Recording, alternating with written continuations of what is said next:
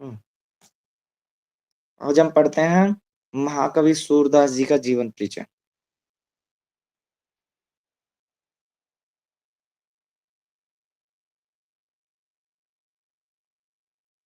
जीवन परिचय जानेंगे, गुरु से कैसे भेंट हुई, उनकी कुछ प्रमुख रचनाएँ, उनका देह त्याग कैसे हुआ। ठीक है? इन सब के बारे में जानेंगे, पढ़ते हैं।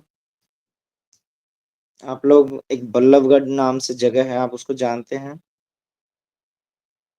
फरीदाबाद, बल्लभगढ़। नहीं सर। फरीदाबाद जानते हैं सर, बल्लभगढ़ नहीं फरीदा जानते, फरीदाबाद फरीदा जानते हैं। हाँ, फरीदाबाद के पास ही एक जगह है, हरियाणा में ही आती है वो, उसको बल्लभगढ़ बोलते हैं। उस जगह का नाम है और वहाँ के जो वो बल्लभगढ़ जो नाम रखा गया है, वो सूरदास जी के गुरुजी के जो नाम इनके जो गुरुजी थे, उनके गुरु के नाम पे उस कस्बे का नाम रखा गया था, बल्लभगढ़। ठीक है? आगरा, मथुरा पे रास्ते पे आता है ये। यहाँ से दिल्ली से जब चलते हैं, तब आता है। फरीदाबाद से थोड़ी-सी आगे। ठीक है? क्या था इनके गुरुजी का नाम, वो सारा आपके सामने आ जाएगा। सूरदास जी पहले ऐसे संत भारतीय संत परंपरा के ऐसे कवि हुए, जिनको महाकवि की उपाधि प्राप्त हुई। सूरदास जी पहले ऐसे भारतीय संत परंपरा के ऐसे कवि हुए, जिनको महाकवि की उपाधि प्राप्त हुई। इससे पहले महाकवि की उपाधि किसी को मिली नहीं थी। सूरदास जी एक कवि और संत के साथ-साथ महान संगीतकार भी थे। इनका जन्म सन 1478 ईस्वी में रामदास सारस्वत के घर में हुआ था और जब इनका जन्म हुआ तो ये जन्म से ही अंधे थे। इनका जन्म स्थान रुनकता नामक गांव में हुआ, जो आगरा मथुरा मार्ग पर स्थित है। जैसे ही ये बड़े होते हैं, कृष्ण के प्रति अनन्य प्रेम की भक्ति करते हैं ये। ठीक है? कृष्ण जी की लीला करते थे ये, उनके भजन कीर्तन वो करते थे। तो जब ये भजन कीर्तन करते थे, नदी के गौ घाट पर जब ये कीर्तन करते थे, तब आस-पास के आस पड़ोस के लोग, गांव के लोग सब आके इनके कीर्तन भजन को सुनते थे। ठीक है? गौ घाट के ऊपर। इनके गुरुजी का नाम था वल्लभाचार्य और गुरु वल्लभाचार्य के नाम पे वल्लभगढ़ नाम रखा गया था, जो फरीदाबाद से थोड़ी सी आगे जगह है। एक दिन गुरु वल्लभाचार्य जी ने देखा कि कोई अंधा व्यक्ति है और गौ घाट पे इतना अच्छा कीर्तन कर रहा है, गुरु भक्ति कर रहा है, क्यों न इससे चलकर बात कीजिए। जब वो वहां पहुंचे, उनसे बात की, तो उनको अपना शिष्य बनाया और सूरदास जी ने उनको अपना गुरु स्वीकार किया। वल्लभाचार्य जी ने उनको श्रीनाथ मंदिर में कीर्तनकार के रूप में नियुक्त करवा दिया कि यह यहाँ के कीर्तनकार हो गए। ठीक है? श्रीनाथ मंदिर में। विशेष बात ये थी कि गुरु और शिष्य में सिर्फ 10 दिन का अंतर था। उनकी प्रसिद्धि दूर-दूर तक फैलने लगी। एक तो वो अंधे थे, ऊपर से कृष्ण की भक्ति करते थे और वो भी बहुत मतलब बेहद दिल से करते थे। अंधे होते वो ये बताते थे, आज मंगलवार है, आज इनको पीले कपड़े सूट नहीं कर रहे, आप इनके कपड़े चेंज कर दिए। आज संडे है तो इनको क्यों ना सफेद कपड़ा पहनाया जाए। वो ऐसे मतलब अंधे होते हुए भी इतना देखते थे वो कि 2 आँख वाला व्यक्ति भी नहीं देख सकता था। इतना अनन्य प्रेम था, इतनी उम, डीप उनकी भक्ति थी कृष्ण के प्रति। गुरु वल्लभाचार्य ने पुष्टि मार्ग से सूरदास जी को दीक्षित किया था। पुष्टि मार्ग अर्थात भगवान का अनुग्रह। उनके अनुसार इस मार्ग के बिना जीवन को मुक्ति नहीं मिल सकती। भगवान के अनुग्रह को अधिक महत्व देने के कारण ही इस मत को पुष्टि मार्ग कहा जाता है। पुष्टि मार्ग में भक्ति के 2 प्रकार बताए गए हैं, एक पुष्टि भक्ति और दूसरी मर्यादा भक्ति। मर्यादा भक्ति में साधक की फल प्राप्ति की इच्छा निरंतर बनी रहती है, जबकि पुष्टि भक्ति में मार्ग में साधक आसक्ति रहित हो जाता है। सूरदास जी कृष्ण भक्ति का भी मुख्य लक्ष्य मोक्ष या मुक्ति की प्राप्ति ही है। सूरदास की कृष्ण भक्ति, क्योंकि कृष्ण की ही भक्ति करते थे, तो सूरदास किसी और की करते नहीं। जिनको बहुत बड़े बड़े ऑफर भी आए थे, वो आपके सामने इस जीवनी में आएंगे। सूरदास जी सिर्फ कृष्ण जी की भक्ति करते थे और कृष्ण भक्ति का भी मुख्य लक्ष्य जो था, इनकी जो कृष्ण के प्रति जो भक्ति थी, उसका मुख्य उद्देश्य यही था। मोक्ष कह लीजिए, कैवल्य कह लीजिए, मुक्ति कह लीजिए, उसी को प्राप्त करना इनका मुख्य लक्ष्य था। आप में से कोई जैसलमेर गया है?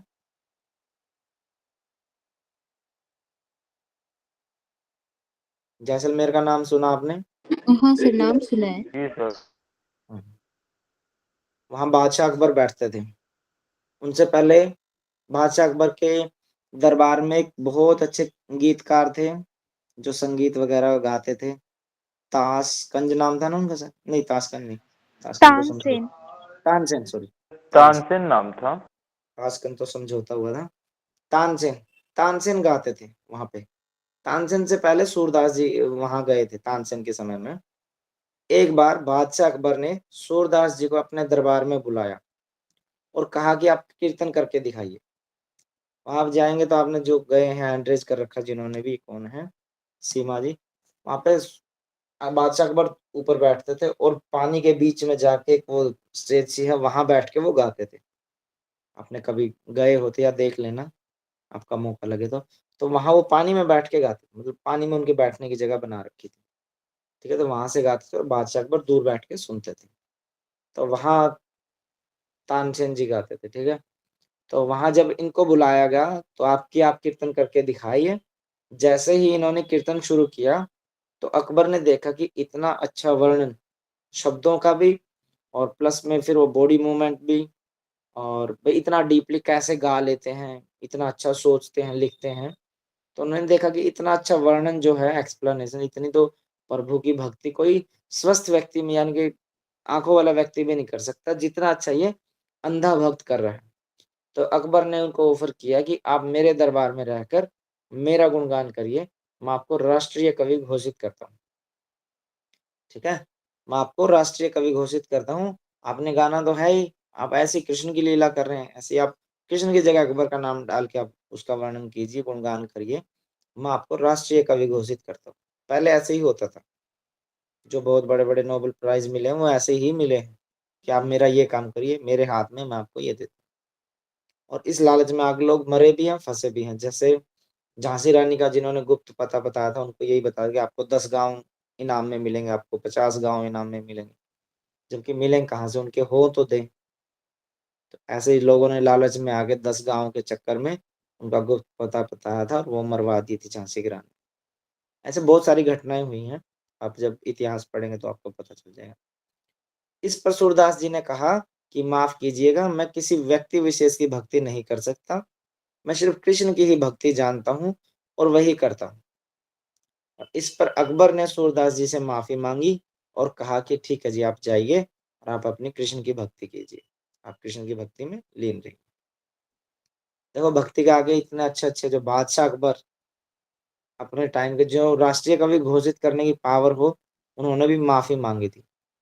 ठीक है, इनकी कुछ प्रमुख रचनाएं थी। ये वापस वहां से अकबर जी के दरबार से आ जाते हैं और अपना फिर वहीं श्रीनाथ मंदिर में जाके अपना कृष्ण की लीला करते हैं। ठीक है, इसको आगे नेक्स्ट में पढ़ेंगे।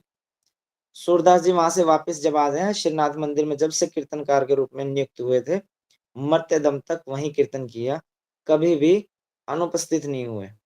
किंतु एक दिन ऐसा भी हुआ कि जब वे कीर्तन में नहीं पहुंच पाए।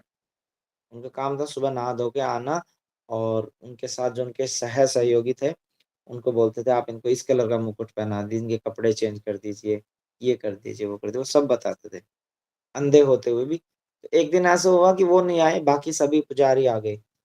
तो फिर जब उनके रूम में जाकर देखा, तब उनके गुरु वल्लभाचार्य जी समझ गए कि सूरदास जी का अंतिम समय आ गया है।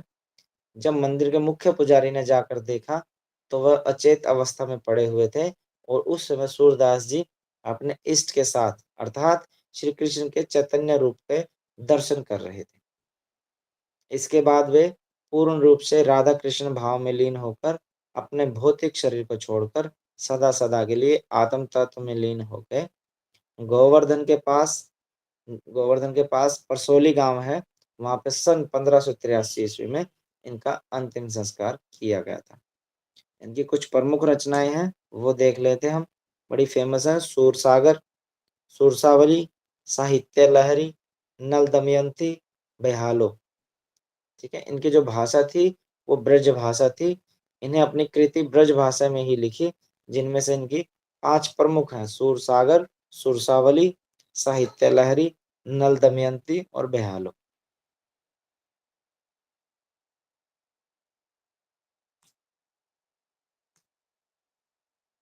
ठीक है।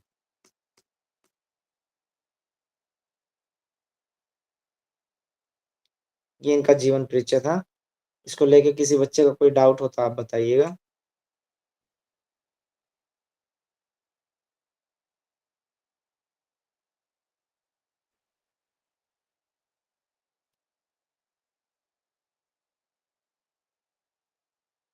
सर आ गया समझ। ठीक है जी।